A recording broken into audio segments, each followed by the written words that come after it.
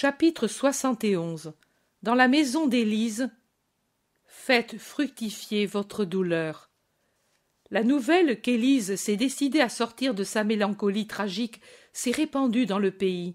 C'est au point que, quand Jésus, suivi des apôtres et des disciples, va vers la maison en traversant le pays, beaucoup de gens l'observent attentivement et même interrogent tel et tel berger à son sujet, sur sa venue, sur ceux qui sont avec lui, et qui est l'enfant, et quelles sont les femmes, et quel remède il a donné à Élise pour la tirer de la nuit de la folie si vite dès qu'apparut, et ce qu'il fera, et ce qu'il dira. Et qui plus désire poser des questions en pose. En dernier lieu, on pose la question « Ne pourrions-nous pas venir, nous aussi ?» à laquelle les bergers répondent « Cela, nous ne le savons pas. Il faut le demander au maître. Allez-y. » Et s'il nous reçoit mal? Il ne reçoit jamais mal, pas même les pécheurs. Allez, allez, il en sera content. Un groupe de personnes, femmes et hommes, la plupart assez âgés comme Élise, s'interrogent et puis s'avancent, s'approchent de Jésus qui parle avec Pierre et Barthélemy et l'appelle, pas très sûr d'eux. « Maître !»« Que voulez-vous » demande Barthélemy. « Parlez avec le maître pour demander. »« La paix vienne à vous. Quelle question voulez-vous me poser ?» Les gens s'enhardissent en le voyant sourire et disent « Nous sommes tous des amis d'Élise, de sa maison. Nous avons entendu dire qu'elle est guérie. Nous voudrions la voir et t'entendre. Pouvons-nous venir ?» Pour m'entendre, certainement. Pour la voir, non, ami. Mortifiez votre amitié et aussi votre curiosité, car il y a de cela aussi. Respectez une grande douleur qu'il ne faut pas troubler. Mais n'est-elle pas guérie? Elle revient à la lumière, mais lorsque cesse la nuit, est-ce que le plein midi arrive tout d'un coup? Et quand on rallume un feu éteint, la flamme est-elle puissante tout de suite? C'est la même chose pour Élise. Et si un vent intempestif souffle sur la petite flamme qui surgit, ne l'éteint-il pas peut-être? Soyez donc prudents. La femme n'est qu'une plaie.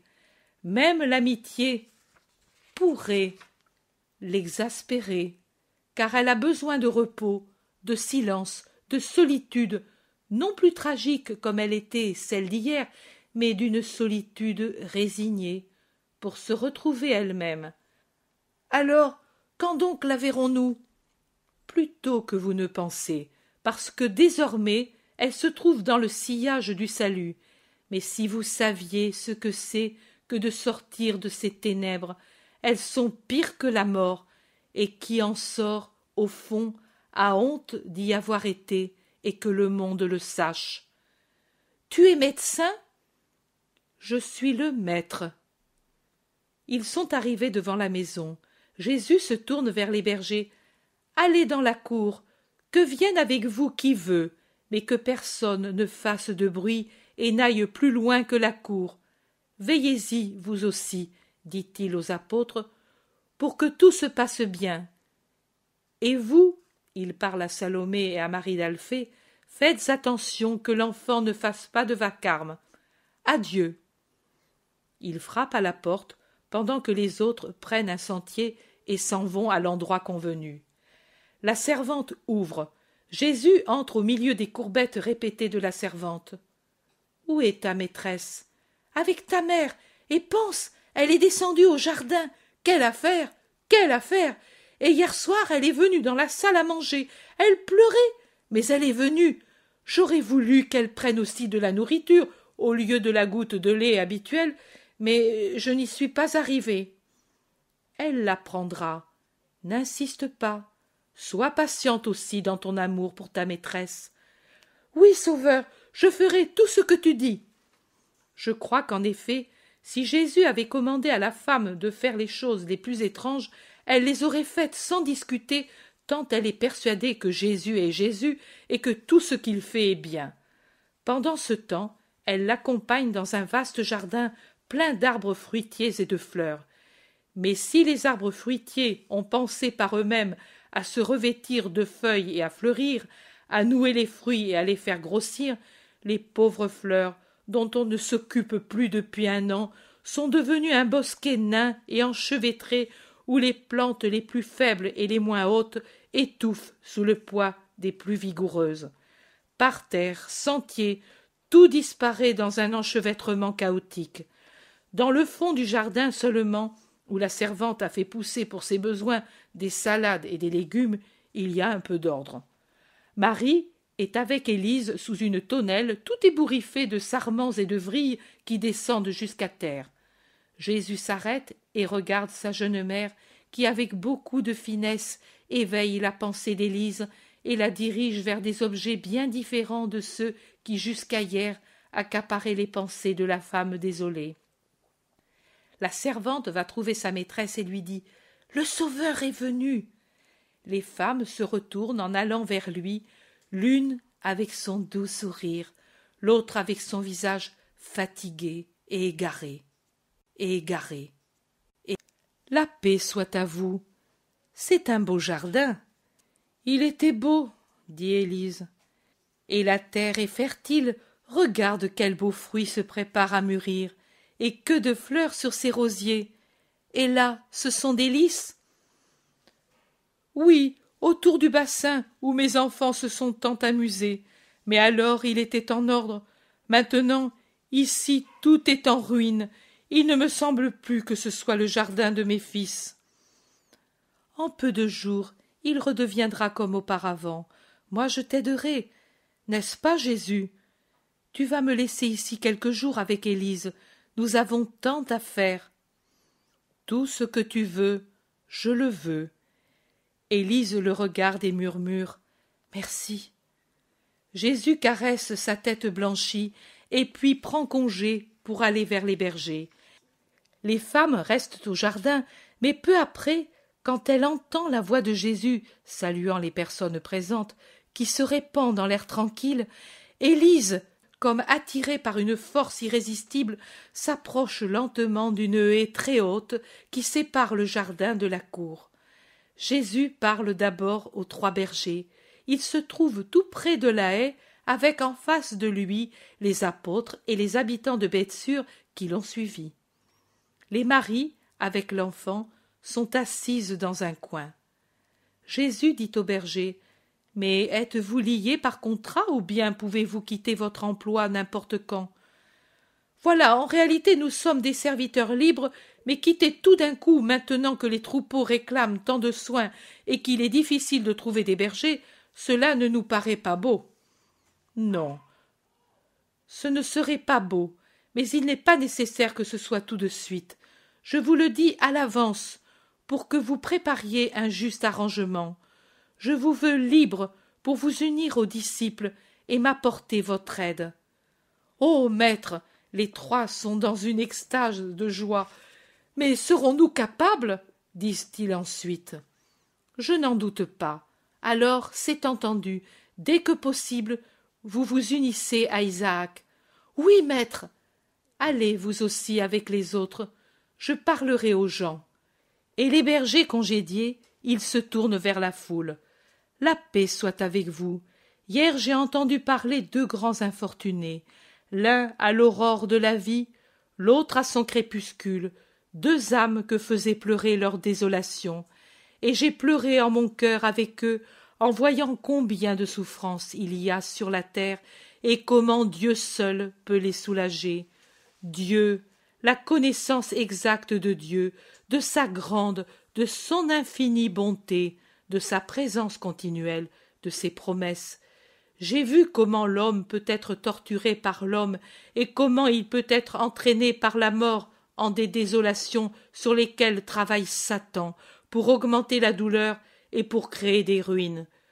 Je me suis dit alors, les fils de Dieu ne doivent pas souffrir de cette torture dans leur torture. Donnons la connaissance de Dieu à celui qui l'ignore, rendons-la à celui qui l'a oublié sous les bourrasques de la douleur.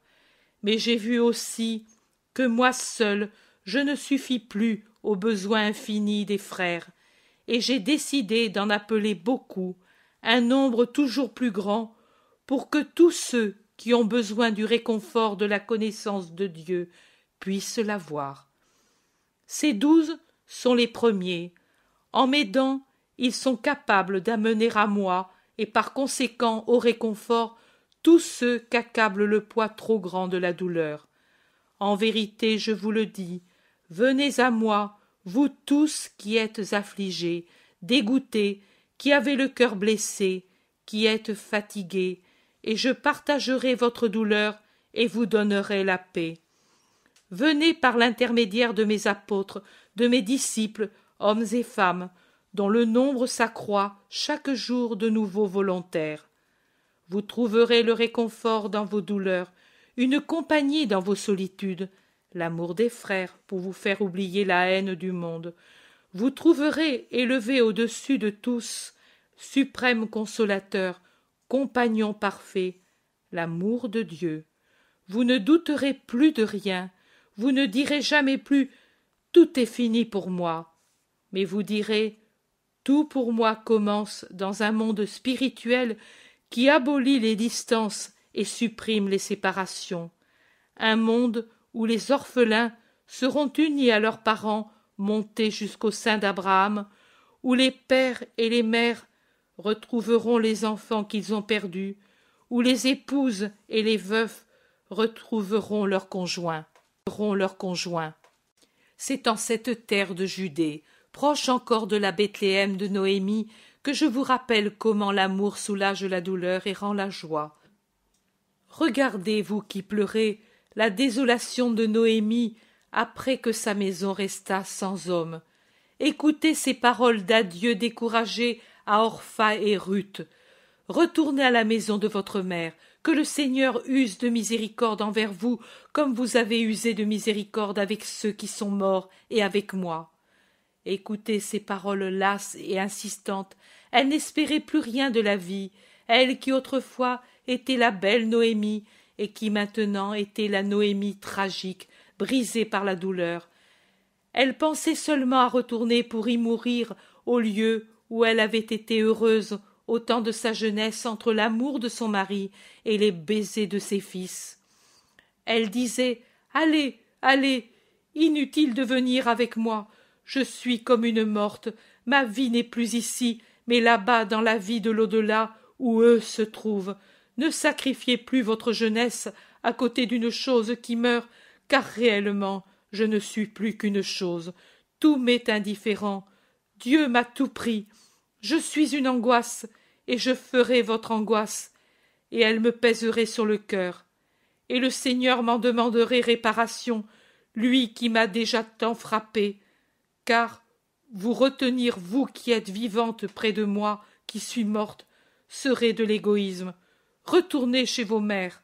Mais Ruth resta pour soulager cette douloureuse vieillesse.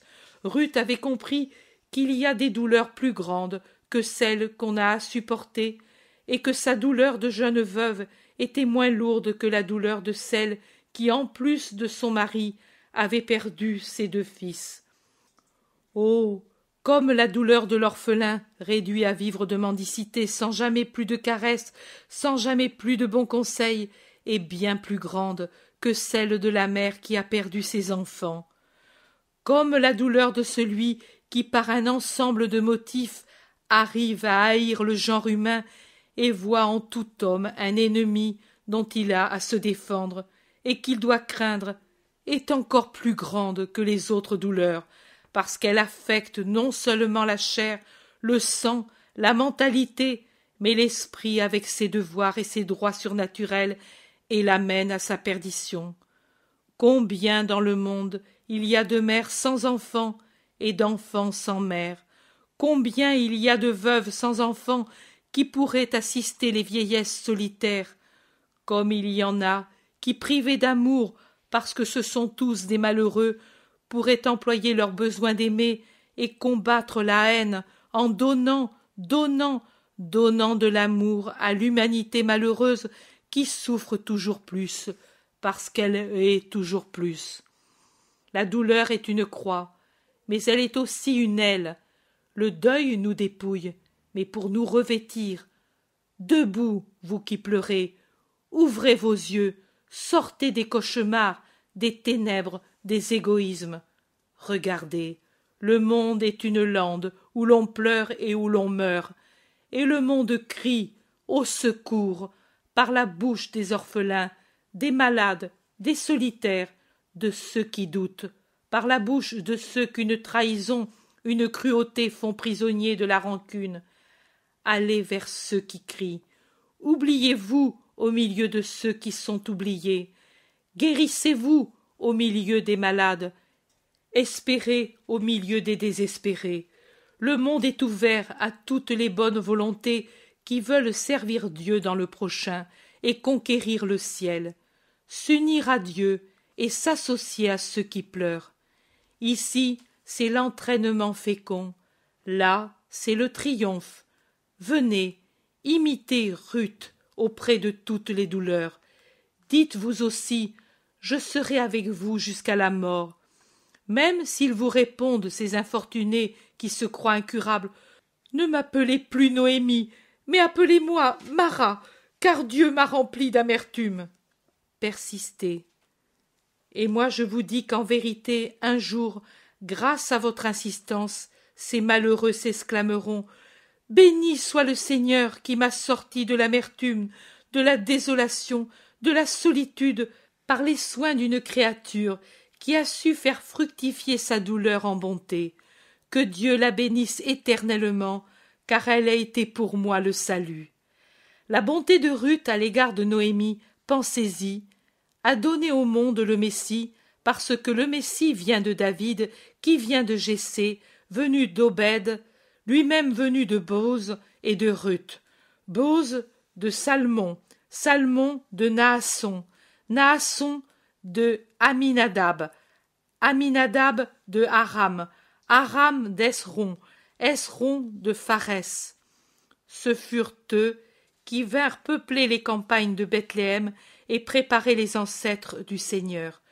Tout acte de bonté est l'origine de grandes choses auxquelles vous ne pensez pas, et l'effort que fait quelqu'un contre son propre égoïsme peut provoquer une telle marée d'amour qu'elle est capable d'élever en gardant dans sa limpidité celui qui l'a provoqué, jusqu'à le porter au pied de l'autel, jusqu'au cœur de Dieu. Dieu vous donne la paix.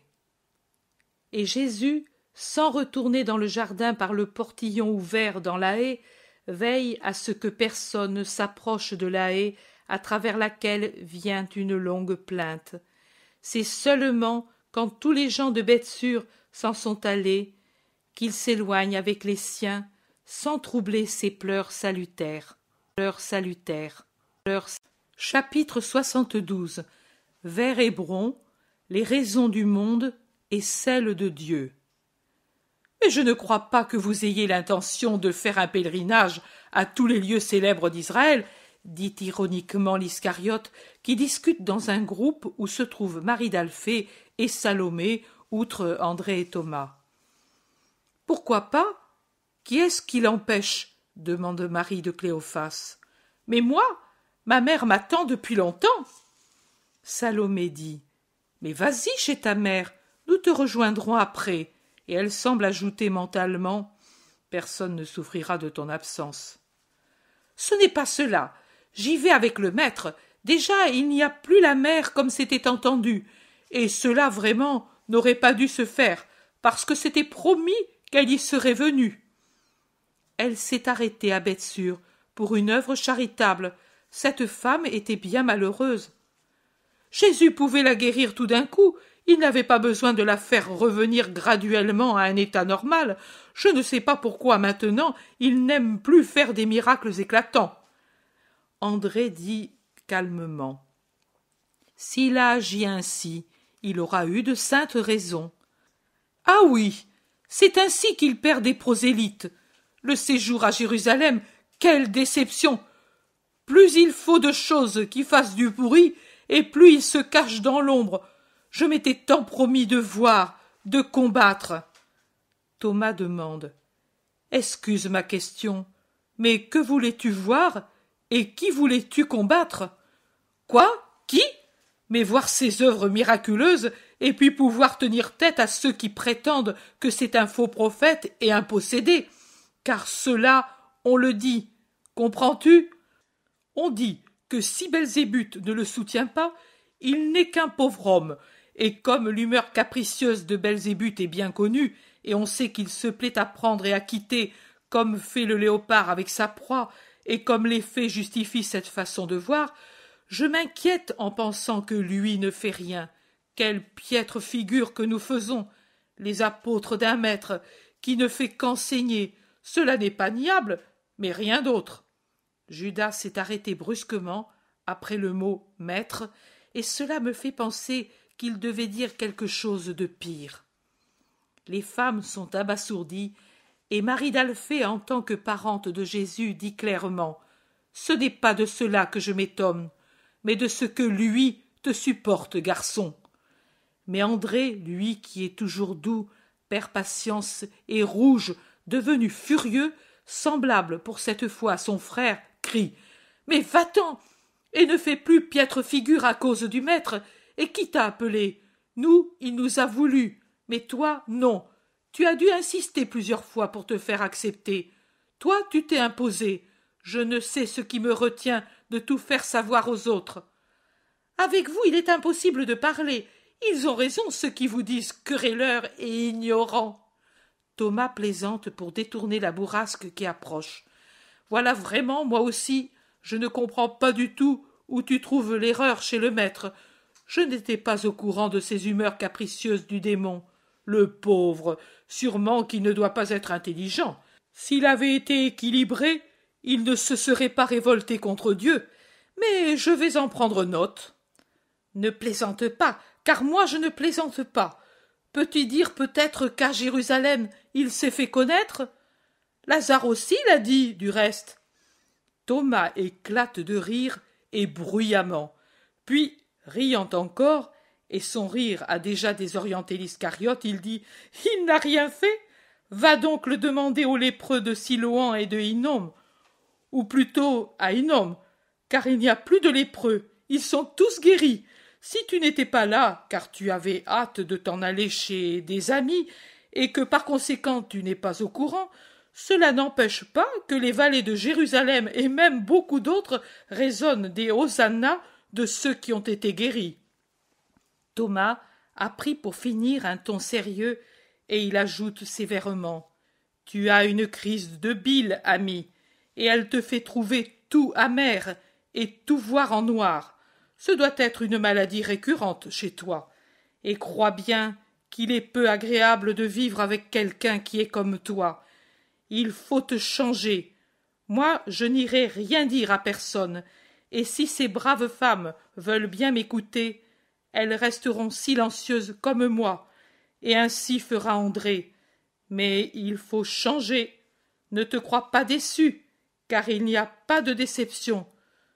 Ne te crois pas nécessaire, car le maître sait ce qu'il fait. Ne prétends pas être le maître du maître. Si lui, pour cette pauvre femme d'Élise, a agi ainsi, c'est qu'il était bien d'agir de la sorte. Laisse les serpents siffler et cracher comme il leur plaît. Ne te soucie pas de te faire l'intermédiaire entre eux et lui, et encore moins de penser que tu te déconsidères en restant avec lui. Même s'il ne guérissait plus, même un simple rhume, cela ne l'empêcherait pas d'être toujours puissant. Sa parole est un continuel miracle, et mets-toi en paix. Nous n'avons pas les archers à nos trousses. Nous arriverons, bien sûr, nous arriverons à convaincre le monde que Jésus est Jésus. Et sois tranquille aussi, que si Marie a promis de venir chez ta mère, elle y viendra. Nous, pendant ce temps, nous voyageons en pèlerin à travers ces belles contrées. C'est notre travail. Et bien sûr, nous faisons plaisir aux femmes disciples en allant voir le tombeau d'Abraham, son arbre, et puis la tombe de Jessé. Et quoi d'autre avez-vous dit? Avez-vous dit? On dit que c'est ici l'endroit où Adam habita et où Abel fut tué. Judas bougonne. Les habituelles légendes absurdes. Thomas lui répond. Dans un siècle, on dira que c'est une légende, la grotte de Bethléem, et tant d'autres choses. Et puis, excuse-moi, Tu as voulu aller dans cette puante caverne d'Andorre qui, tu dois en convenir, n'appartenait pas à un cycle sain. Il ne te semble peut-être pas? Et elles vont où l'on dit qu'il y a du sang et des cendres de saints. Andorre nous a donné Jean. Et qui sait? Judas grommelle. Une belle acquisition que Jean. Pas en son visage, mais dans son âme. Il peut être meilleur que nous. Lui, alors, avec ce passé? Tais-toi. Le maître a dit que nous ne devons pas le rappeler. Bien commode. Je voudrais voir, si moi je faisais quelque chose de semblable, si vous ne vous en souviendriez pas. Adieu, Judas. Il vaut mieux que tu sois seul. Tu es trop agité. Si au moins tu savais ce que tu as. Ce que j'ai, Thomas, j'ai que je vois, que l'on nous délaisse pour les premiers venus. J'ai que je vois qu'on préfère tout le monde à moi. J'ai que je remarque comment on attend que je sois absent pour enseigner à prier. Et tu veux que ces choses me fassent plaisir? Cela ne fait pas plaisir, mais je te fais observer que si tu étais venu avec nous pour le souper de la Pâque, tu aurais été aussi avec nous sur le mont des Oliviers quand le maître nous enseigna la prière. Je ne vois pas en quoi nous sommes délaissés pour les premiers venus. Est-ce de ce pauvre petit innocent que tu parles, ou bien de ce malheureux Jean? De l'un et de l'autre. Jésus ne nous parle pour ainsi dire plus. Regarde-le encore maintenant. Il est là, qui s'attarde à parler avec l'enfant. Il lui faudra attendre un bon moment avant qu'il puisse le mettre parmi les disciples. Et puis l'autre ne le sera jamais. Trop orgueilleux, cultivé, endurci, et de tendance mauvaise. Et pourtant, Jean par-ci, Jean par-là. Père Abraham, donne-moi la patience. Et en quoi te paraît-il que le maître préfère les autres à toi? Mais ne vois-tu pas même maintenant, le moment venu de quitter Bethsur, après un séjour pour instruire 3 bergers qui pouvaient très bien être instruits par Isaac, qui laisse-t-il avec sa mère? Moi? Toi? Non, il laisse Simon, un vieux qui pour ainsi dire ne parle pas. Mais le peu qu'il dit est toujours bien dit, réplique Thomas seul désormais, car les femmes et André se sont séparés et vont rapidement de l'avant comme pour fuir une portion de route tout ensoleillée. Les 2 apôtres sont tellement échauffés qu'ils ne remarquent pas l'arrivée de Jésus, parce que le bruit de ses pas se perd tout à fait dans le nuage de poussière de la route. Mais si lui ne fait pas de bruit, eux crient comme 10, et Jésus les entend. Derrière lui, il y a Pierre, Matthieu, les 2 cousins du Seigneur, Philippe et Barthélemy, et les 2 fils de Zébédée, qui ont avec eux Marc-Diam. Jésus dit: « Tu as bien dit, Thomas. Simon parle peu, mais le peu qu'il dit, c'est toujours bien. C'est un esprit pacifié et un cœur honnête. C'est surtout une grande bonne volonté. C'est pour cela que je l'ai laissé avec ma mère. C'est un parfait, honnête homme, et en même temps quelqu'un qui sait vivre, qui a souffert et qui est âgé. Par conséquent, je parle parce que je suppose qu'il y a quelqu'un à qui le choix paraît injuste. Par conséquent, il était plus indiqué que ce soit lui qui reste. Je ne pouvais pas, Judas, permettre que ma mère restât seule près d'une pauvre femme encore malade, et il était juste que je la quitte. La mère mènera à bonne fin le travail que j'ai commencé. Mais je ne pouvais pas non plus la laisser avec mes frères, ni avec André, Jacques ou Jean, ni même avec toi. Si tu n'en comprends pas les raisons, je ne sais que dire. Judas rétorque: « Parce que ta mère est jeune, belle, et les gens… » Non, les gens auront toujours de la fange dans leurs pensées, sur leurs lèvres, dans leurs mains, et surtout dans leur cœur.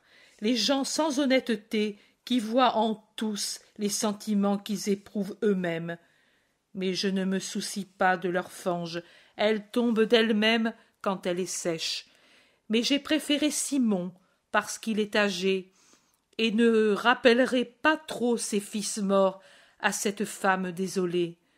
Vous, les jeunes, les lui auriez rappelés par votre jeunesse.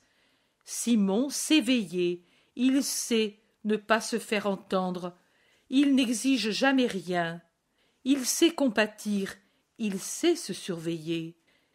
J'aurais pu prendre Pierre, qui mieux que lui pourrait être auprès de ma mère, mais il est encore trop impulsif. Tu vois que je le lui dis en face, et lui ne s'en formalise pas. Pierre est sincère et aime la sincérité, même à son détriment. Je pouvais prendre Nathanaël, mais il n'a jamais été en Judée. Simon, au contraire, connaît bien le pays, et il sera précieux pour conduire la mère à Kérioth.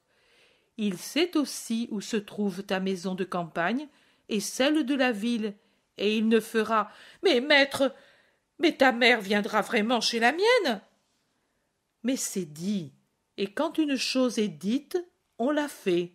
Nous irons lentement, en nous arrêtant dans ces pays pour évangéliser. Ne veux-tu pas que j'évangélise ta Judée? Oh oui, maître, mais je croyais, mais je pensais. Mais par-dessus tout, tu te faisais de la peine pour des chimères que tu avais rêvées. Au second quartier de la lune de Ziv, nous serons tous chez ta mère. Nous, c'est-à-dire ma mère aussi avec Simon.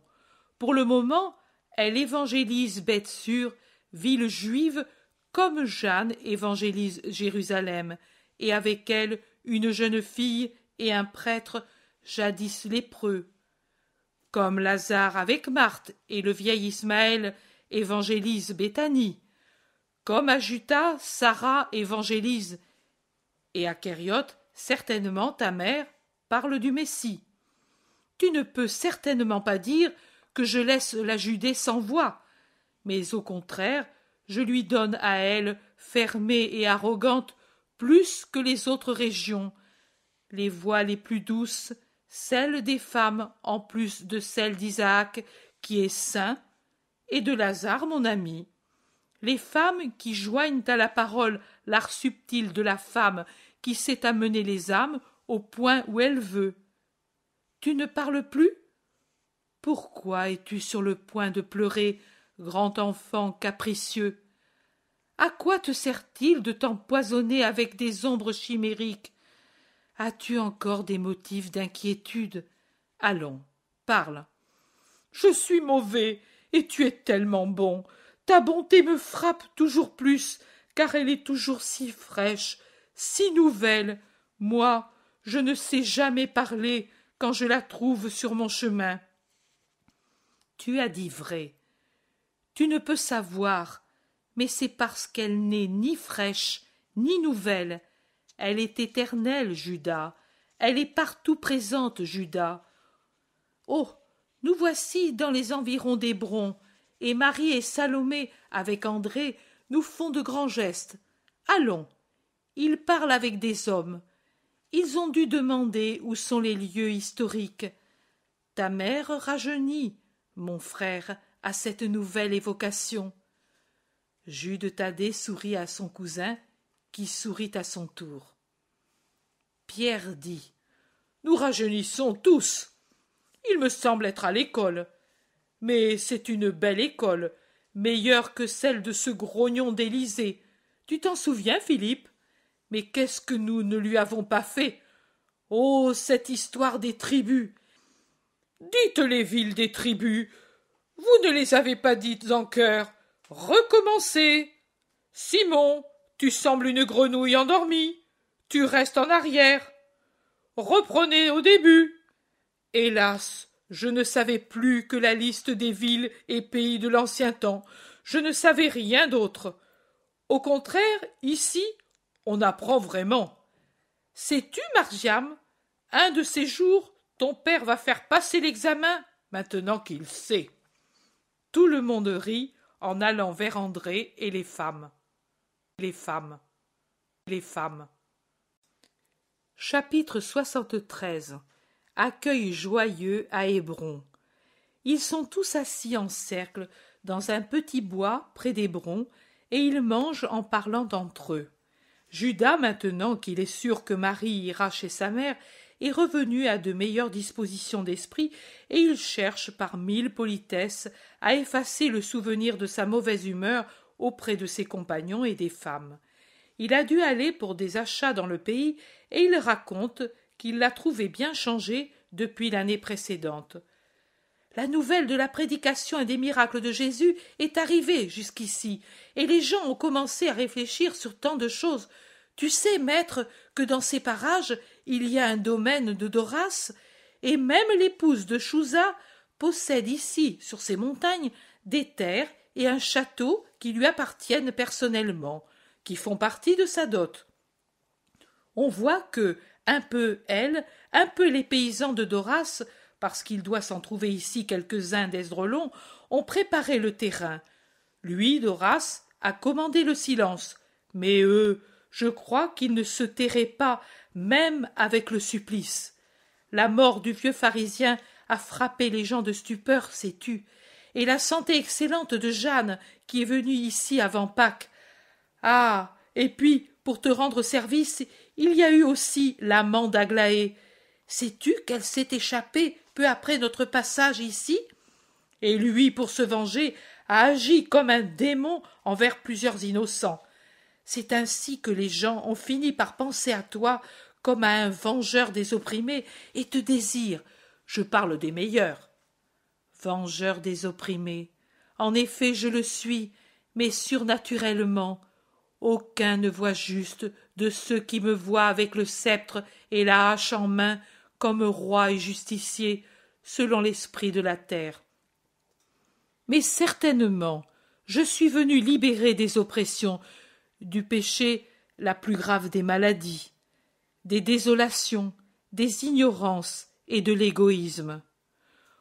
Beaucoup apprendront qu'il n'est pas juste d'opprimer, parce que le sort les a placés dans une situation élevée, mais qu'au contraire, on doit utiliser cette situation pour soulager ceux qui sont en bas. Philippe, désolé, dit « Lazare le fait, et Jeanne aussi, mais ils sont 2 contre des centaines. Les fleuves ne sont pas larges à leur source comme ils le sont à leur estuaire. Quelques gouttes, un filet d'eau, mais après, il y a des fleuves qui semblent des mers à leur embouchure. » Le Nil? Oh, dit Marie d'Alphée, ta mère me parlait de quand vous êtes allés en Égypte. Elle me disait souvent « Une mer, crois-moi, une mer vert azur ».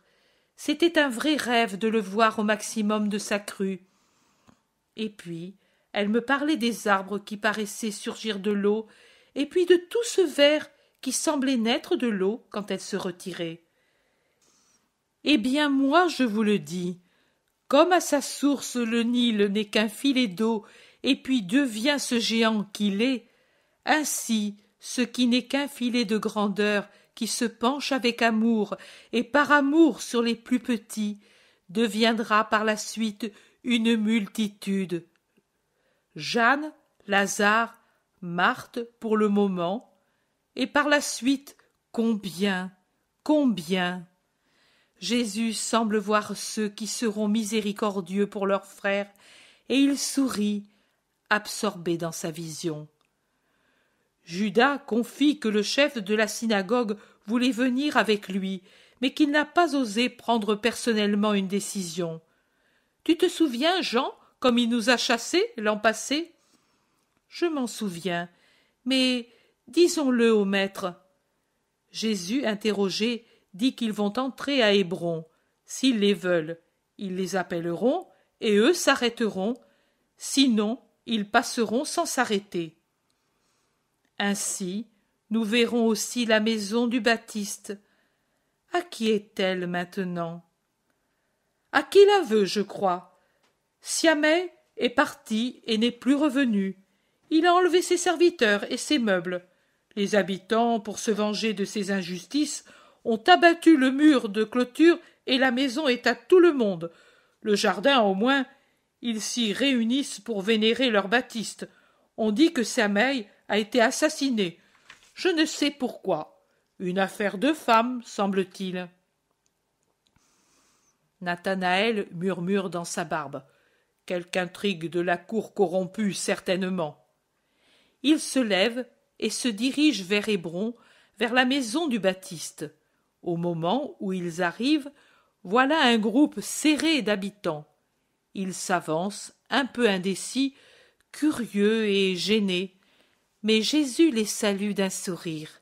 Ils s'enhardissent, se séparent, et du groupe sort le chef de la synagogue discourtois de l'année passée.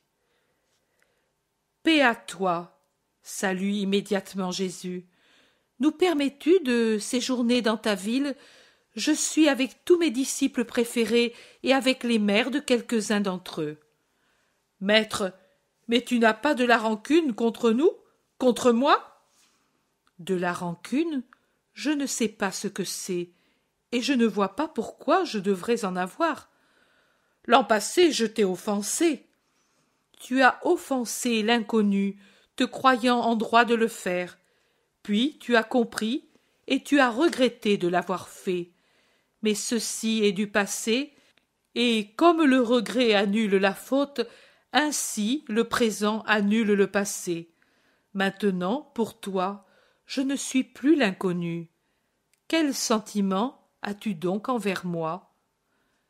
De respect, Seigneur, de désir. De désir ? Que veux-tu de moi ? Te connaître mieux que je ne te connais. Comment ? De quelle façon ? Par ta parole et tes œuvres. Ici est arrivée la connaissance de ta personne, de ta doctrine, de ta puissance, et on nous a dit que tu n'es pas étranger à la libération du Baptiste. Tu ne le haïssais donc pas, tu n'as pas cherché à supplanter notre Jean. Lui-même n'a pas nié que c'est grâce à toi qu'il revit la vallée du Saint-Jourdain. Nous sommes allés auprès de lui parler de toi. Et il nous a dit, « Vous ne savez pas qui vous avez repoussé. Je devrais vous maudire, mais je vous pardonne, parce qu'il m'a enseigné à pardonner et à être doux. Mais si vous ne voulez pas être anathème au Seigneur et à moi, son serviteur, aimez le Messie, et n'ayez pas de doute. Voilà à quoi vous le reconnaîtrez. Esprit de paix, amour parfait, sagesse supérieure à toute autre, doctrine céleste, douceur absolue, puissance sur toute chose, humilité totale, chasteté angélique. Vous ne pouvez pas vous tromper. Quand vous respirerez la paix près d'un homme qui se dit le Messie, quand vous boirez son amour, l'amour qui émane de lui, quand vous passerez de vos ténèbres à la lumière, quand vous verrez les pécheurs se racheter et les chairs guérir, dites alors, celui-ci est vraiment l'agneau de Dieu. Nous savons que tes œuvres sont celles dont parle notre Jean. Pardonne-nous, aime-nous, donne-nous ce que le monde attend de toi. C'est pour cela que je suis ici. Je viens de si loin pour donner aussi à la ville de Jean ce que je donne à tout lieu qui m'accueille. Dites ce que vous désirez de moi. Nous avons nous aussi des malades, et nous sommes ignorants. C'est surtout en ce qui est amour et bonté que nous sommes ignorants. Jean, dans son amour total de Dieu, a une main de fer et une parole de feu, et il veut nous plier tous comme un géant plie un brin d'herbe. Beaucoup tombent dans le découragement parce que l'homme est plus pécheur que saint. Il est difficile d'être saint. Toi, on dit que tu ne ploies pas, mais que tu relèves, que tu ne cautérises pas, mais que tu appliques du baume, que tu n'écrases pas, mais que tu caresses. On sait que tu es paternel avec les pécheurs et puissant contre les maladies, quelles qu'elles soient, et surtout les maladies du cœur. Les rabbins ne savent plus le faire. Amenez-moi vos malades, et puis réunissez-vous dans ce jardin abandonné et profané par le péché, après avoir été un temple pour la grâce qui y habita, y habita, y habita. Les Hébronites, comme des hirondelles, partent dans toutes les directions, et il ne reste que le chef de la synagogue qui entre avec Jésus et ses disciples dans l'enceinte du jardin, et ils se mettent à l'ombre d'une tonnelle où se mêlent les rosiers et les vignes qui ont poussé librement. Les Hébronites ont vite fait de revenir, et avec eux, sur un brancard, un paralytique, une jeune aveugle, un petit muet, et deux qui ont je ne sais quelle maladie, qu'on accompagne en les soutenant. « La paix à toi !» dit Jésus à chaque malade qui arrive, et puis la douce voix demande « Que voulez-vous que je vous fasse ?» Puis c'est le chœur des lamentations de ces infortunés, chacun voulant dire sa propre histoire. Jésus, qui était assis, se lève et va vers le petit muet, auquel il baigne les lèvres de sa salive, et dit la grande parole « Ouvre-toi !» Et il dit de même, en mouillant les paupières fermées de l'aveugle avec son doigt humide de salive. Et puis il donne la main au paralytique et lui dit « Lève-toi !» Enfin il impose les mains aux deux malades en leur disant « Soyez guéris, au nom du Seigneur !» Le petit muet, qui auparavant gémissait, dit nettement « Maman !» alors que la jeune fille remue ses paupières dessillées devant la lumière et de ses doigts abrite ses yeux du soleil qui était pour elle un inconnu, et pleure, et rit, et regarde encore, en fermant à moitié les yeux, car elle n'est pas habituée à la lumière. Elle regarde les feuillages, la terre, les personnes, et particulièrement Jésus. Le paralytique descend avec assurance du brancard, et ses charitables porteurs le soulèvent vide pour faire comprendre à ceux qui sont loin que la grâce est accordée, pendant que les deux malades pleurent de joie et s'agenouillent pour vénérer leur sauveur. La foule pousse un cri frénétique d'Hosanna. Thomas, qui est auprès de Judas, le fixe si intensément et avec une expression si claire que celui-ci lui répond « J'étais un imbécile, pardonne-moi !» Lorsque les cris ont cessé, Jésus commence à parler. Le Seigneur parla à Josué en ces termes « Parle aux fils d'Israël et dis-leur, établissez les villes de refuge dont je vous ai parlé par la bouche de Moïse, afin que puisse y trouver refuge celui qui aura tué involontairement, et qu'il puisse ainsi échapper à la colère du plus proche parent, du vengeur du sang. Et Hébron est l'une de ces villes. Il est toujours dit, et les anciens de la ville ne livreront pas l'innocent à celui qui le cherche pour le tuer, mais ils l'accueilleront et lui permettront d'y habiter, et il y restera jusqu'au jugement et jusqu'à la mort du grand prêtre en fonction. Après quoi, il pourra rentrer dans sa ville et dans sa maison. Dans cette loi est observé et organisé l'amour miséricordieux à l'égard du prochain. C'est Dieu qui a imposé cette loi, parce qu'il n'est pas permis de condamner l'accusé sans l'entendre, ni de tuer dans un accès de colère. On peut dire cela aussi pour les crimes et les accusations d'ordre moral. Il n'est pas permis d'accuser sans connaître, ni de juger sans entendre l'accusé. Mais aujourd'hui, aux accusations et condamnations pour les fautes habituelles ou pour les fautes prétendues, s'ajoute une nouvelle série, celle qui se rapporte à ce qu'on fait contre ceux qui viennent au nom de Dieu. Au cours des siècles, cela s'est produit contre les prophètes. Maintenant, cela se reproduit contre le précurseur du Christ et contre le Christ. Vous le voyez, attiré par tromperie hors du territoire de Sichem, le Baptiste attend la mort dans les prisons d'Hérode parce que lui ne consentira jamais au mensonge et au compromis. On pourra supprimer sa vie et lui couper la tête, mais on ne pourra briser son honnêteté ni séparer son âme de la vérité qu'il a servie fidèlement sous toutes ses formes, divines, surnaturelles ou morales. Et de la même façon, on persécute le Christ avec une furie double et décuple, parce qu'il ne se borne pas à dire à Hérode « Cela ne t'est pas permis », mais qu'il proclame d'une voix de tonnerre « Cela ne t'est pas permis ». Partout où en entrant il trouve le péché, où c'est qu'existe le péché, sans exclure aucune catégorie, et cela au nom de Dieu et pour l'honneur de Dieu.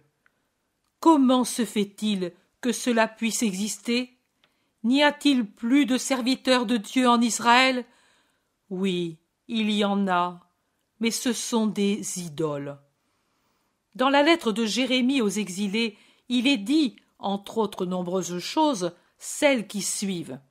Et à leur sujet, j'attire votre attention, car toute parole du livre est un enseignement qui, au moment où l'Esprit Saint l'a fait écrire pour un fait présent, se rapporte aussi à un fait qui viendra dans l'avenir. Il est donc dit « Quand vous serez entrés en Babylonie, vous verrez des dieux d'or, d'argent, de pierre, de bois. Gardez-vous d'imiter la façon de faire des étrangers, d'en avoir peur, de les craindre. Dites en votre cœur, il ne faut adorer que toi, ô Seigneur. » Et la lettre donne des indications particulières sur ces idoles qui ont une langue faite par un artisan et ne s'en servent pas pour réprimander leurs faux prêtres qui les dépouillent pour revêtir les courtisanes de l'or de l'idole, quitte ensuite à enlever l'or profané par la sueur de la prostitution pour en revêtir l'idole, de ces idoles que la rouille et les mites peuvent ronger et qui ne sont décrassées et bien vêtues que si l'homme leur lave la figure et les habille, alors que d'elles-mêmes elles ne peuvent rien faire, même si elles ont en main le sceptre ou la hache. Et le prophète conclut « Ne les craignez donc pas ». Et il continue « Ces dieux sont inutiles comme des vases brisés. Leurs yeux sont remplis de la poussière que soulèvent les pieds de ceux qui entrent dans le temple, et on les tient bien enfermés, comme dans un tombeau, ou comme quelqu'un qui a offensé le roi, parce que n'importe qui peut leur enlever leurs vêtements précieux. Ils ne voient pas la lumière des lampes, car ils sont dans les temples comme des bûches, et les lampes ne servent qu'à les enfumer, pendant que les chouettes, les hirondelles et autres oiseaux volent sur leurs têtes et les souillent d'excréments, et que les chats se font un nid dans leurs vêtements et les déchirent. Il ne faut donc pas les craindre, ce sont des choses mortes. Même l'or ne leur sert pas. C'est pour la montre, et si on ne le polit pas, il ne brille pas. De même qu'ils n'ont rien senti quand on les a fabriqués. Le feu ne les a pas réveillés. On les a achetés à des prix fabuleux. L'homme les mène où il veut, car ils sont honteusement impuissants. Pourquoi donc leur donne-t-on le nom de Dieu? Car on les adore en leur faisant des offrandes, et par toute une pantomime de fausses cérémonies que ne comprennent pas ceux qui les font, et que ne croient pas ceux qui les voient. Qu'on leur fasse du mal ou du bien, ils y sont indifférents. Ils sont incapables de choisir ou de détrôner un roi. Ils ne peuvent rendre les richesses ni le mal. Ils ne peuvent sauver un homme de la mort, sauver le faible de celui qui le domine. Ils n'ont pas pitié des veuves ni des orphelins. Ils sont semblables aux pierres de la montagne. La lettre s'exprime à peu près ainsi. Voici, nous aussi nous avons des idoles, et non plus des saints dans les rangs du Seigneur. C'est pour cela que le mal peut se dresser contre le bien, le mal qui souille de fumier l'intelligence et le cœur de ceux qui ne sont plus saints, et qui font leur nid sous de fausses apparences de bonté. Ils ne savent plus parler les paroles de Dieu. C'est naturel.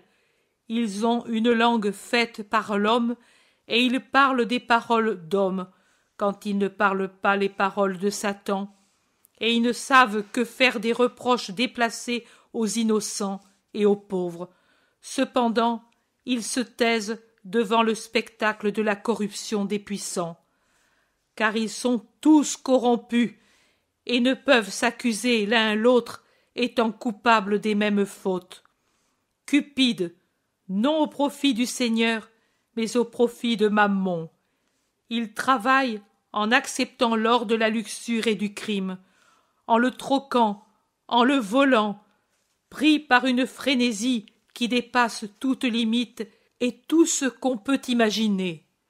La poussière se niche sur eux, fermente sur eux, et s'ils font voir une figure bien lavée, l'œil de Dieu voit un cœur souillé. La rouille de la haine et le ver du péché les rongent, et ils ne savent pas s'y opposer pour se sauver. Ils brandissent les malédictions comme des sceptres et des haches, mais ils ne savent pas qu'ils sont maudits.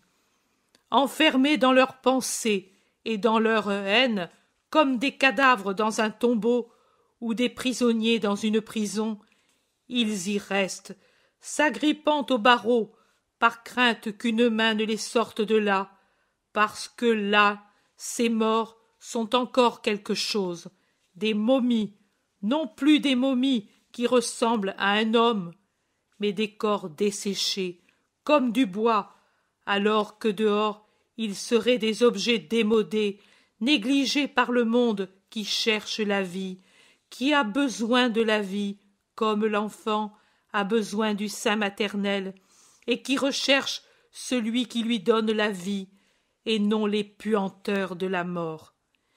Ils résident au temple, oui, et la fumée des lampes, des honneurs les enfume, mais la lumière ne descend pas en eux. Toutes les passions font en eux leur nid comme des oiseaux et des chats, alors que le feu de la mission ne leur donne pas le mystique tourment d'être brûlés par le feu de Dieu. Ils sont réfractaires à l'amour. Le feu de la charité ne les enflamme pas, comme la charité ne les revêt pas de ses splendeurs d'or. La charité double dans sa manifestation et dans sa source. Charité de Dieu et du prochain, en sa manifestation. Charité en Dieu et en l'homme, en sa source. Car Dieu s'éloigne de l'homme qui n'aime pas, et ainsi cette première source est tarie, et l'homme s'éloigne de l'homme méchant, et ainsi se tarit la seconde source. Tout est enlevé par la charité à l'homme sans amour. Il se laisse acheter par de l'argent maudit et se laisse entraîner là où l'intérêt et la puissance l'exigent. Non, ce n'est pas permis. Il n'y a pas d'argent pour acheter les consciences, et spécialement celles des prêtres et des maîtres. Il n'est pas permis d'acquiescer aux puissances de la terre quand elles veulent porter à des actions contraires à celles que Dieu commande. C'est de l'impuissance spirituelle, et il est dit « L'eunuque n'entrera pas dans l'assemblée du Seigneur ». Donc, s'il ne peut appartenir au peuple de Dieu celui qui est physiquement impuissant, est-ce que l'impuissant spirituel peut être son ministre?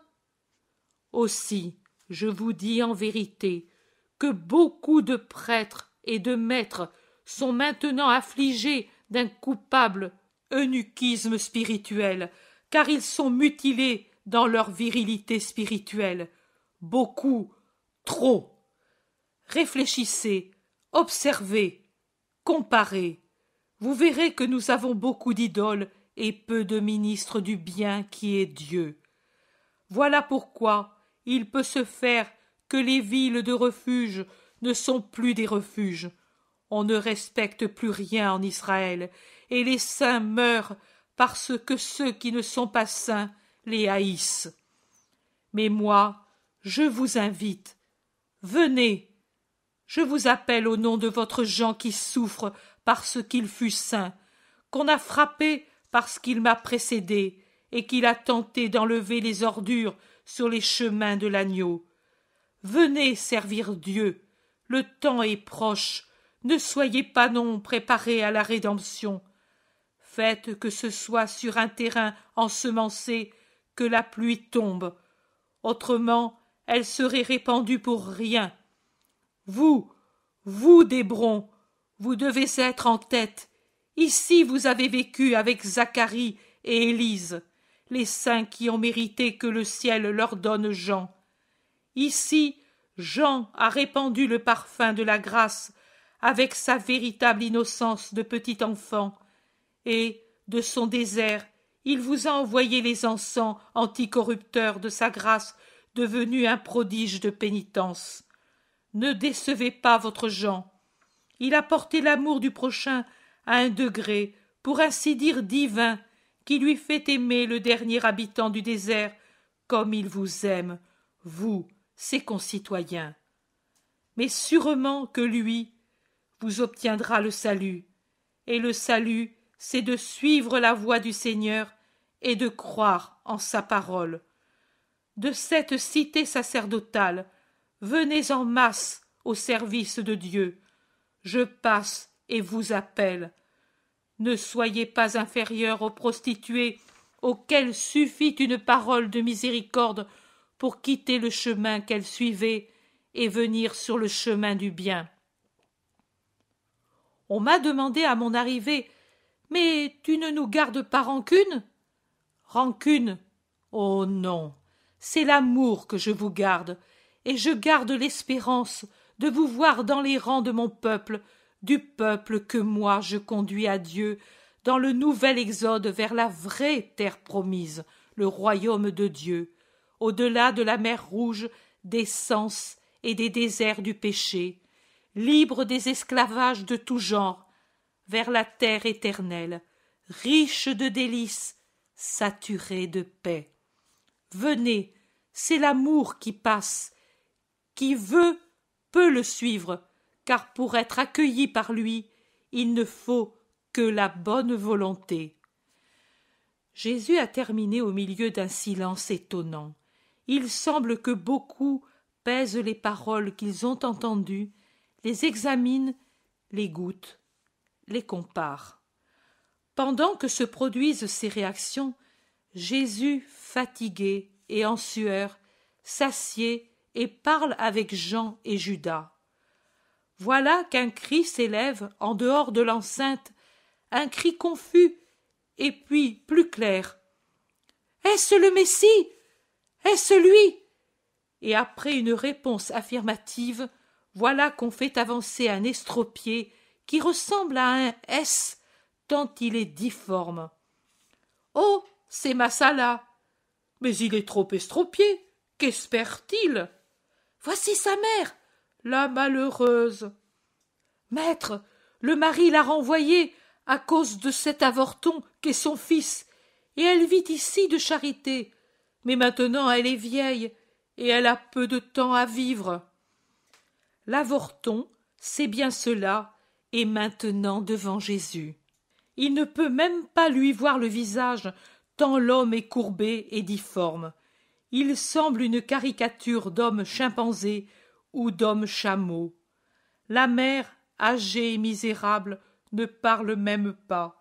Elle gémit seulement. « Seigneur, Seigneur, je crois. » Jésus pose ses mains sur les épaules déformées de l'homme qui lui arrive à peine à la taille, lève le regard vers le ciel et dit d'une voix de tonnerre: « Lève-toi et marche sur les chemins du Seigneur. » L'homme éprouve une secousse et puis il bondit debout comme l'homme le plus parfait.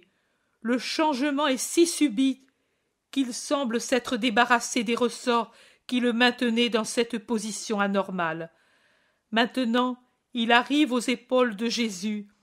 Il le regarde et puis tombe à genoux avec sa mère et il baise les pieds de son Sauveur. Ce qui se produit ensuite dans la foule ne peut se dire, et malgré sa volonté contraire, Jésus est contraint de séjourner à Hébron, car les gens font rapidement un barrage aux sorties pour l'empêcher de partir. C'est ainsi qu'il entre dans la maison du vieux chef de la synagogue, tellement changé depuis l'année passée.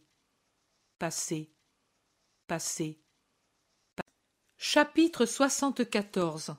À Juta, prédication dans la maison d'Isaac. La ville de Juta est accourue tout entière à la rencontre de Jésus avec les fleurs sauvages des pentes de la montagne et les prémices de ses cultures, sans compter le sourire de ses enfants et les bénédictions de ses habitants. Et avant même que Jésus puisse mettre les pieds dans le pays, il est entouré par tous ces braves gens qui, prévenus par Judas de Kériote et Jean envoyés en avant, sont accourus avec tout ce qu'ils ont trouvé de meilleur pour faire honneur au Sauveur, et surtout avec leur amour. Jésus ne cesse de bénir par le geste et la parole tous ces gens grands et petits qui se serrent contre lui en baisant ses vêtements et ses mains, et qui lui mettent les bébés dans les bras pour qu'il les bénisse par un baiser. La première à le faire, c'est Sarah, qui lui met sur le cœur ce splendide petit amour de 10 mois qu'est maintenant Jésaïe. L'amour gêne la marche tant il est impétueux. C'est comme une vague qui soulève. Je crois que Jésus, dans sa marche, est plutôt porté par ce flot que par ses pieds, et certainement son cœur est transporté bien haut dans la sérénité par la joie que lui donne cet amour. Son visage brille des moments de sa plus vive joie d'homme-dieu. Ce n'est pas le visage puissant au regard magnétique des heures de miracle, ni le visage majestueux des moments où il exprime son union continuelle avec son Père, ni non plus le visage sévère qu'il a quand il s'oppose à une faute.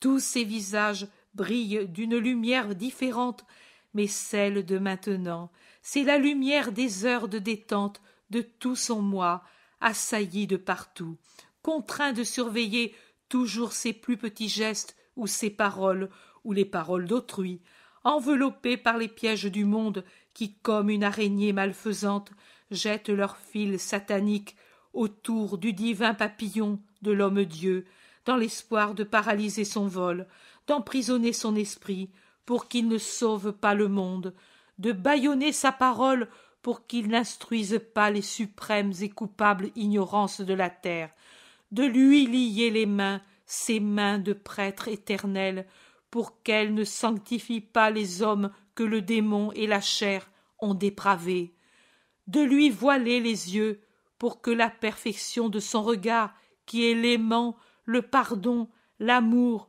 et qui est fascination victorieuse de toute résistance, qui ne soit pas celle d'un vrai Satan, n'attire pas à lui les cœurs. Oh, n'en est-il pas encore et toujours ainsi à l'égard du Christ par le travail des ennemis du Christ? Encore la science et l'hérésie, encore aussi la haine et l'envie, encore les ennemis de l'humanité sortis de cette humanité même, comme des rameaux empoisonnés d'un arbre bon. Est-ce qu'ils ne font pas tout cela pour faire mourir l'humanité, eux qui la haïssent plus encore qu'ils ne haïssent le Christ, parce qu'ils la haïssent activement, en la privant de sa joie, par la déchristianisation, alors qu'à Jésus ils ne peuvent rien ôter, puisqu'il est Dieu, et eux poussière? Oui, ils le font, mais le Christ se réfugie dans les cœurs fidèles, et de là il regarde de là, il parle de là, il bénit l'humanité, et puis il se donne à ses cœurs, et eux touchent le ciel avec sa béatitude, tout en restant ici-bas, mais en brûlant jusqu'à en éprouver un délicieux tourment de tout l'être, dans les sens et les organes, les sentiments et la pensée, et dans l'esprit enfin. Larmes et sourires, gémissements et chants, épuisement et aussi activité vitale sont nos compagnons. Plus que des compagnons, ils sont notre être même. En effet, comme les os sont dans la chair, et les veines et les nerfs sous l'épiderme, et que tout ne fait qu'un seul homme, ainsi également toutes ces choses embrasées, nées, car Jésus s'est donné à nous, sont en nous, dans notre pauvre humanité. Et que sommes-nous dans ces moments qui ne pourraient durer éternellement, car s'ils duraient plus que quelques instants, on mourrait brûlé et brisé? Nous ne sommes plus des hommes, nous ne sommes plus des animaux doués de raison et vivant sur la terre.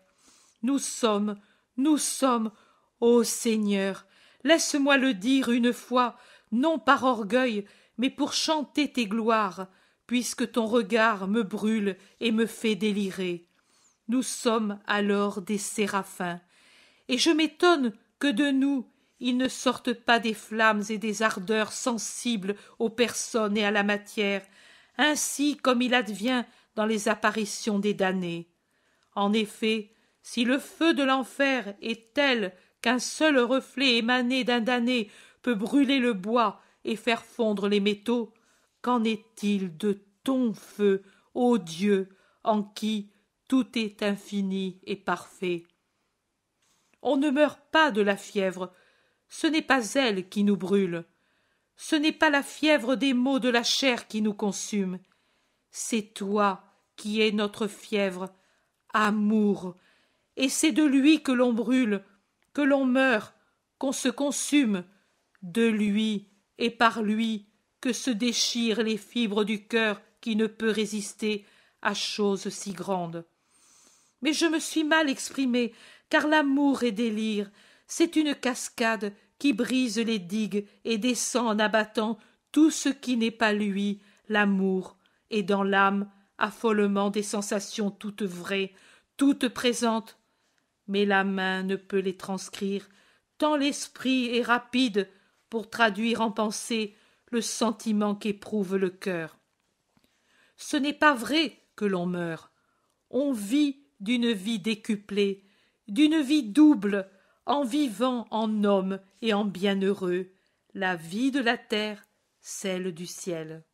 On rejoint et on dépasse, oh, j'en suis certaine, la vie sans tare, sans amoindrissement ni limite, que toi, Père, Fils et Esprit Saint, toi, Dieu créateur, un et trin, avais donné à Adam, prélude à la vie qui suit la montée vers toi, la vie de jouissance au ciel, après un tranquille passage du paradis terrestre au paradis céleste, et un voyage fait dans les bras aimants des anges, comme fut le doux sommeil et la douce montée de Marie au ciel, pour venir vers toi, vers toi, vers toi.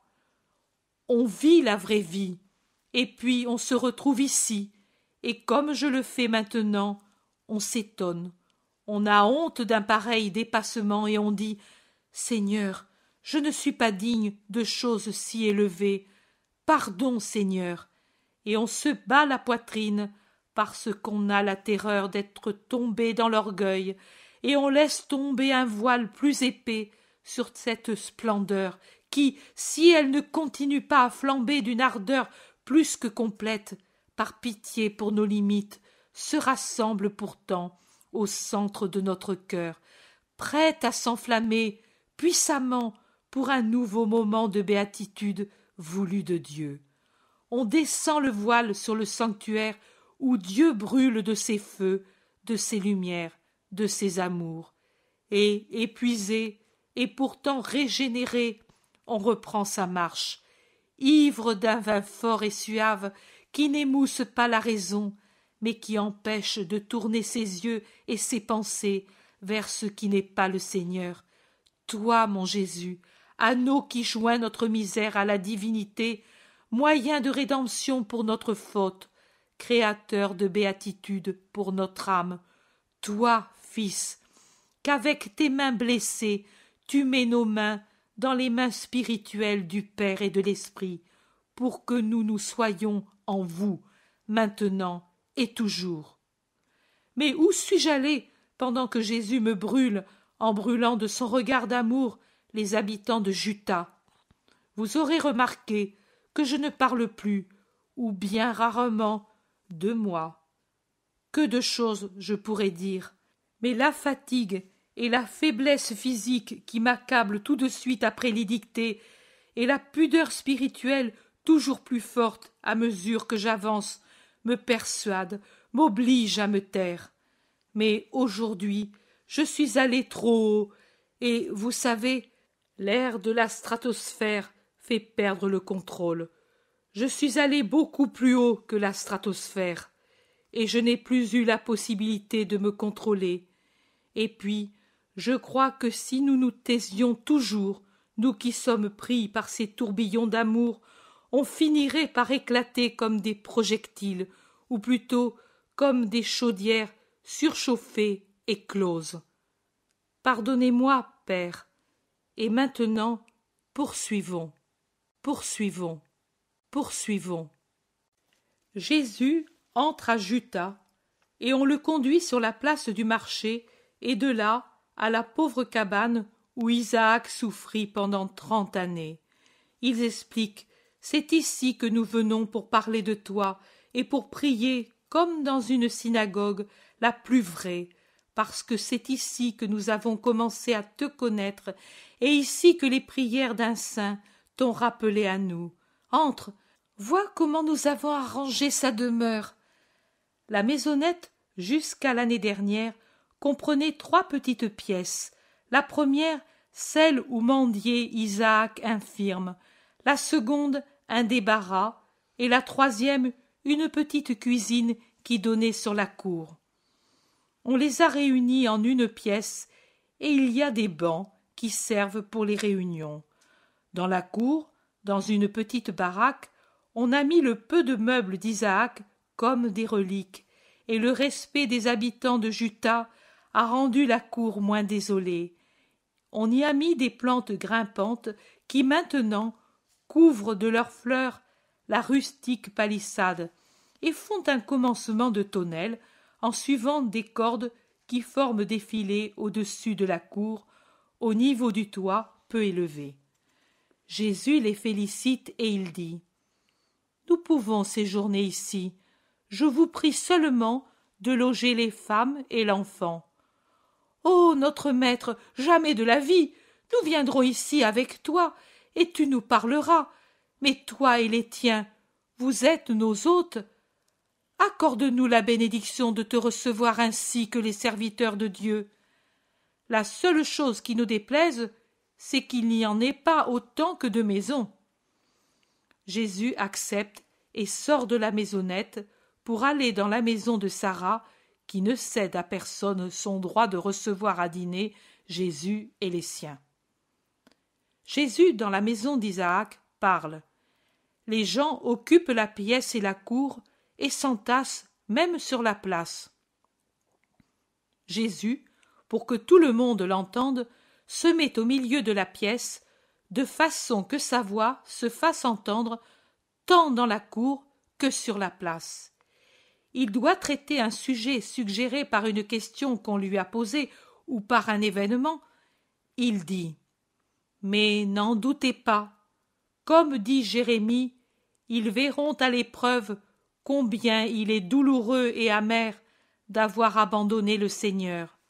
Pour certains crimes, amis, il n'y a pas de salpêtre ni de bord qui puisse en enlever la marque.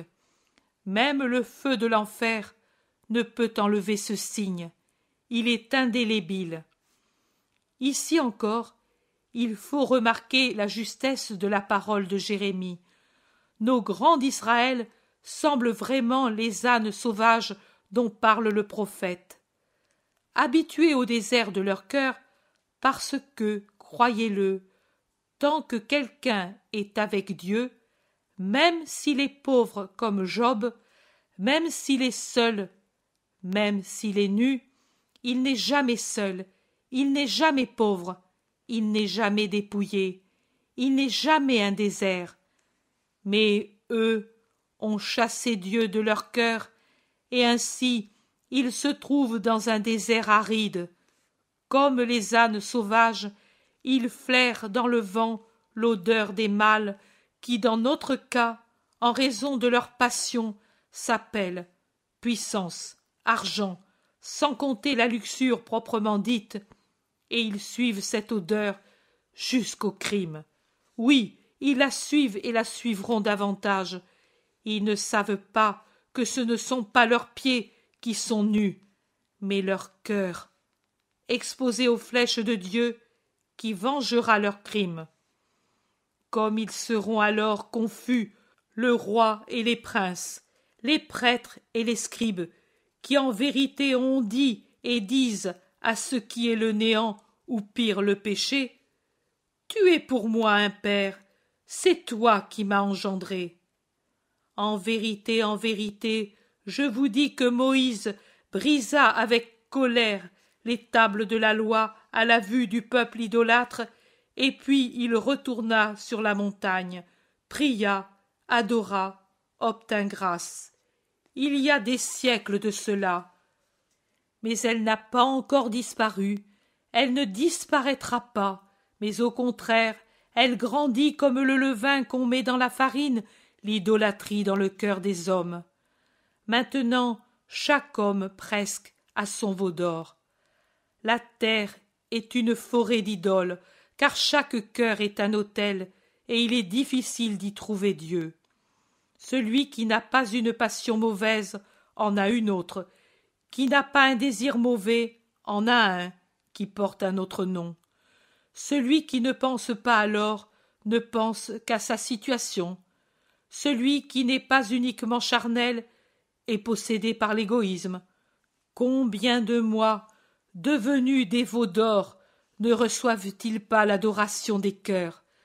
À cause de cela, il viendra le jour où, frappés, ils appelleront le Seigneur et s'entendront répondre « Adresse-toi à tes dieux, moi je ne te connais pas, je ne te connais pas. » Parole redoutable, si c'est Dieu qui l'a dit à un homme. Dieu a créé la race humaine et connaît chaque homme en particulier.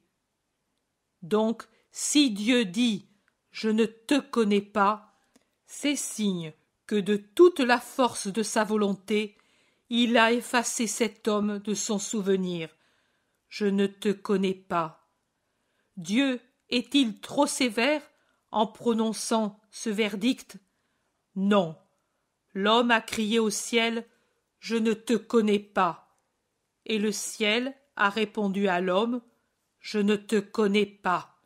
Fidèle comme l'écho. Et réfléchissez, l'homme est obligé de connaître Dieu par devoir de reconnaissance et par respect pour sa propre intelligence. Par reconnaissance. Dieu a créé l'homme en lui donnant le don ineffable de la vie et en le pourvoyant du don super ineffable de la grâce. Cette dernière perdue par sa propre faute, l'homme s'entend faire une grande promesse.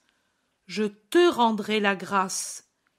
C'est Dieu, l'offensé, qui parle à l'offenseur comme s'il était, lui, Dieu, le coupable, qui est obligé de réparer.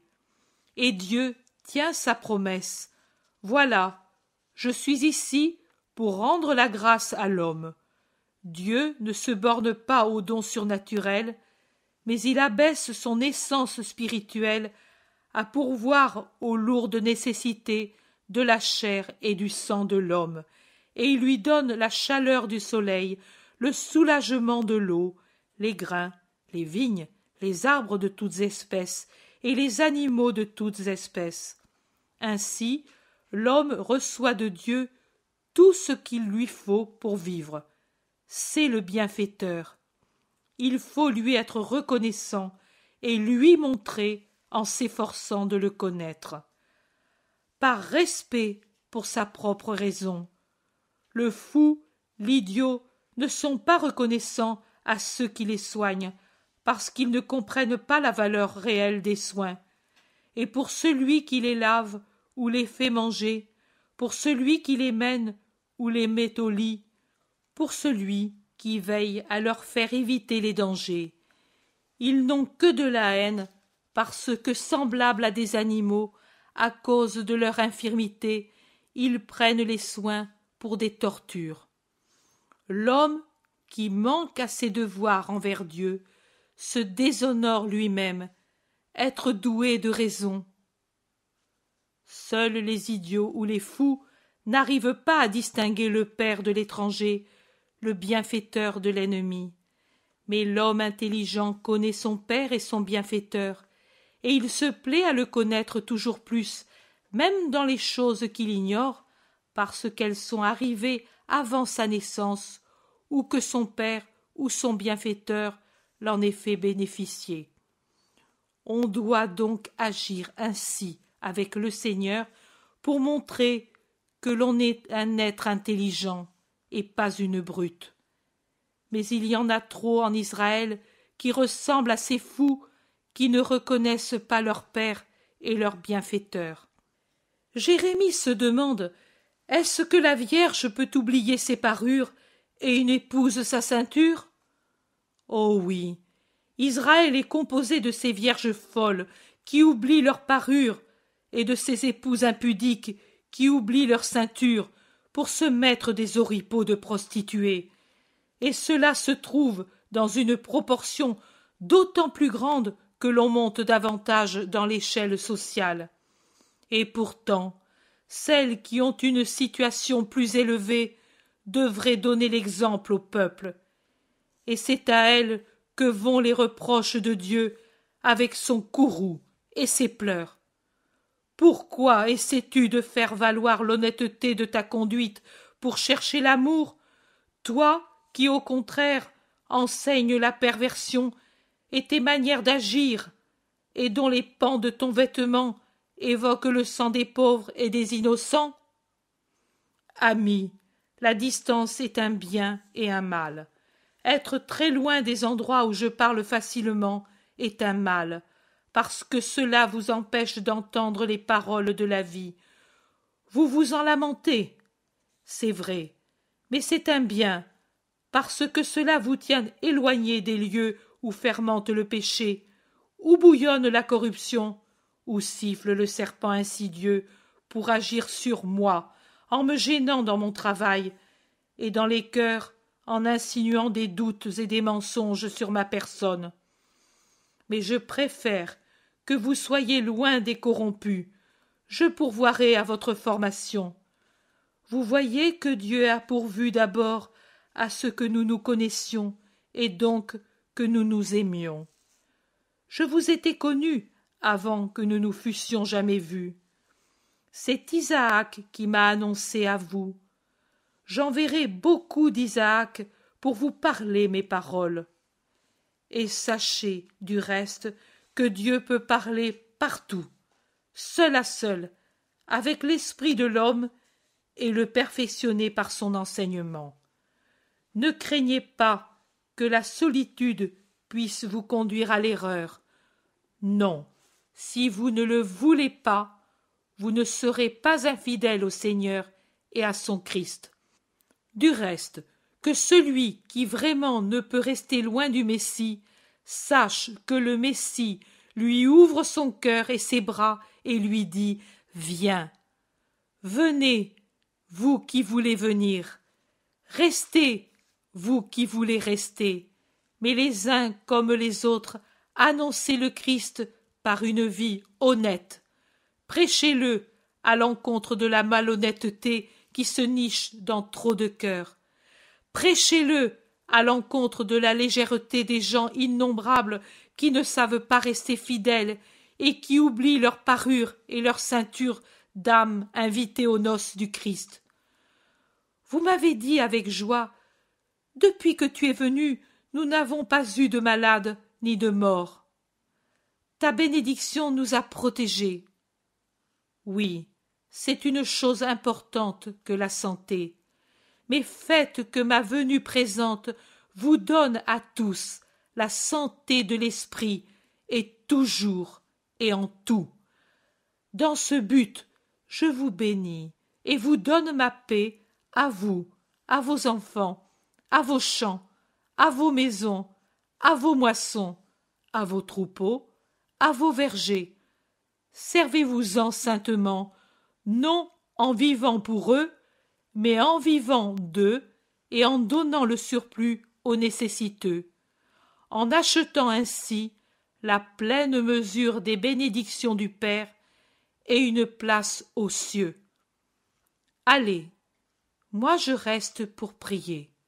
Pour prier. Pour 15. Chapitre sur Kériote, il parle. Je relis pour écrire par pitié, Père, ce que j'ai écrit. Désolé en le relisant, sous de ce que j'éprouvais mon état d'âme, pour m'aider à exprimer, éprouver, et parquer, et pour en être, car c'est aussi une souffrance. Appelez mon Saint-Jean, il connaît bien ces choses. Aide-moi, pas manquer, ni son bon, ni ses car je sens que ma pauvre parole inférieure au sentiment, tout est paille, il n'y a que le surnaturel.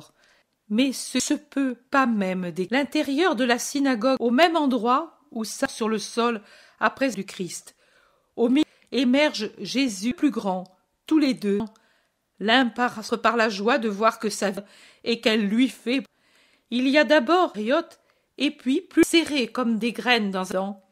Et la synagogue, il est difficile de respirer, soit ouverte. Pour l'écouter, ils ordent indescriptibles d'entendre. En silence, mais les autres gestes écrits « Silence !» perd dans le vacarme comme plage pendant une tempête. Ne fait pas d'histoire. J'ai levé et frappe en grappe au milieu d'eux, sonne, et les chaînettes comme des instruments de se calment, et on parlait Jésus. Synagogue. Au de cette étagère, il le déroule et le prévogue en lui disant « Chapitre de l'histoire Maccabée ». Chef lit. Et les erreurs, trahisons et les vols de Méné ainsi devant la pensée. Le chapitre est terminé. Regarde Jésus attentivement. Cela suffit.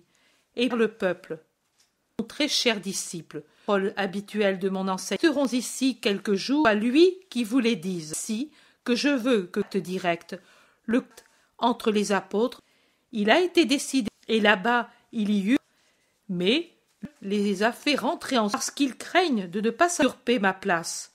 Le faire et le feront leur maître. Ils sont dans un seul amour phénicien. Les plus au midi, jusqu'au pays du soleil, a commencé la vérité catholique, car le besoin des foules et que les aiglons quittent le nid premier vol pendant que et que son aile.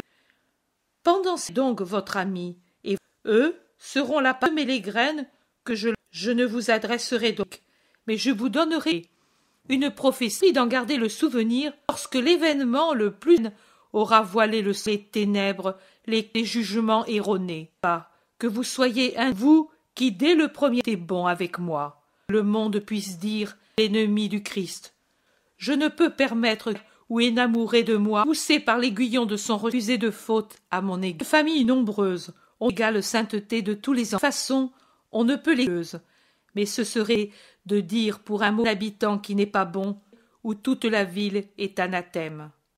Rappelez-vous, elle, et comme je vous défendre d'une accusation aussi, ceux qui ne sont pas coupables, quels qu'ils soient, parentés avec les coupables, écoutez, ou en Israël y auront le trésor, et lesquels, dans l'espoir diront du mal grand prêtre, en là que les ennemis d'Israël, à l'égard des fils de Dieu, à leur but, ils être des crimes dont ils sensibilité à l'innocent. Toujours en Israël, encore qu'au temps d'Onias, complotant d'être lui le pontife, les puissants d'Israël éclore, et encore parole mensongère, déformera la réelle, parlera pas contre les fautes, poursuivant son but à changer les coutumes, facilement prises sur les dieux, tous fait à son but. Oh, certain que si dans la demeure Maïa il n'y a pas Jason, en réalité dans le cœur des habitants du et à vendre ce qui leur conscience fruit de l'antique erreur et celui qui voit ce qui arrive la charité, la justice, la bonne religion sainte et profonde. Il y a des fruits qui les fruits nés des semences ne seront pas seulement nés de malédiction divine. À la prophétie elle-même dit que celui qui a confiance, grâce aux cieux, celui gens aux ennemis, le vrai prêtre, protestation d'affection bourreau par un acte d'amour, sera tué. 10. Quels actes sera-t-on au Christ que je parle pour justifier quel sort à ceux qui agiront un sort immédiat, un sort, mais collectif, un sort plus effroyable que celui d'or amènera à couronner le dernier crime contre le dernier, en effet. L'autre chaque effroyable, te phrase, et il ordonna fut dépouillé de la pour l'endroit où il avait cognasse. Ce sacerdotal sera en plus que dans et le destin de la lisez-le dans ces paroles. Ce sang crie vers tu seras donc maudit. Dieu qui les dira tout su protéger le don du ciel. Et que je suis venu pour racheter ceux qui seront des assassins rachetés parmi ceux comme première rédemption. J'ai dit le souvenir que je suis un malfaiteur. Non, lui l'accomplissement de ce qu'il a dit est la victime mise à de ce monde. Vide et tout le monde à propos de la prophétie Jésus a pour Judas. Les autres sont exaltés par lui en choisissant la vie précisément pour commencer le ministère, aussi pour le don de car si triste quel grand honneur de l'avoir eu d'amour qu'il a précédé. Dans la synagogue est le groupe des apôtres, ou plutôt il part, qui se trouve entre la maison du chef. Et il pleure. Jude lui dit « Je n'en vois pas le... Mais voilà, je ferai bien entendu. Maintenant, dit Pierre. Zébédée dit pour les... Mais nous l'avons déjà fait, seront toujours mieux. Avait été tout de suite capable. André dit. Le poids. Mais Dieu pas, maître. Des rouleaux qu'il avait emportés à dit. Que Dieu m'aidera quand je chercherai à répéter tes... Mais mon frère et Judas pleurent. Pourquoi? Parce qu'André et Thomas peuvent le disant sur ton compte, récompense en m'appelant et en voulant que j'enseigne ici. Mais t'aimais?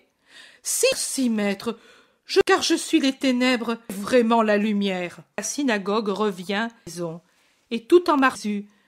Je réfléchis, si j'ai bien compris, de même que tu as trouvé un Judas de Simon, tu es un indigne. Cela, heureusement que Judas, j'y apporterai tout Judas qui s'est ressaisi. Ne parle pas, mes exécuteurs, et prends les bras, comme c'est ainsi.